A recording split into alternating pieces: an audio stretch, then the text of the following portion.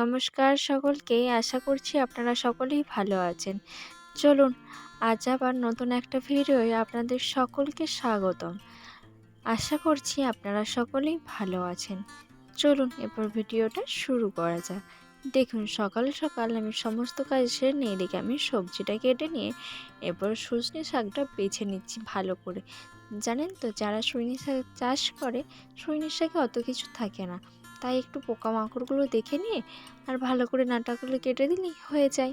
চলুন, ডক্টরে বলেছে এরপর আমার মেয়েকে একটু করে ফল দিতে।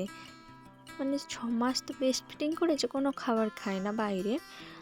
আর তারপর থেকে অন্নপ্রাশনের পর থেকে একটু করে খাবার, মানে ওই 2 সপ্তাহ খাবার দেওয়ার পরে এরপর ওকে একটু ফল খাওয়াবো। তার জন্যই আজকে একটু ভিডিওটা চালু করলাম এই কারণেই, যাতে আপনাদের সাথে শেয়ার করতে পারি। আপনাদের সাথে তো সমস্ত কিছু শেয়ার করি, তাই ভাবলাম এটাও শেয়ার করি, তার জন্যই আর কি। চলুন শাকগুলো আমি ঝটপট বেছে নিই, তারপরে আপনাদের সাথে আবার দেখা হবে। চলুন, প্রায় আমার হয়েই এসেছে। এই দেখুন, বেশি কিছু ফল না, মৌসুমি আজকে না পাওয়া গেল না, তাই এনেছি অল্প করে 2টো আপেল আর 2টো বেদানা, যাতে বাসিও না হয়। চলুন, মেয়েকে একটা বেদানা দিয়েছি, সেটা ওর হাত থেকে নিয়ে নিলেই দেখুন কিভাবে কান্না করছে। এই দেখুন, ধুয়ে দিয়েছি আর ওটাও খাচ্ছে, দেখছেন? তো চলুন, আজকের ভিডিওটা আপনাদের কেমন লাগলো?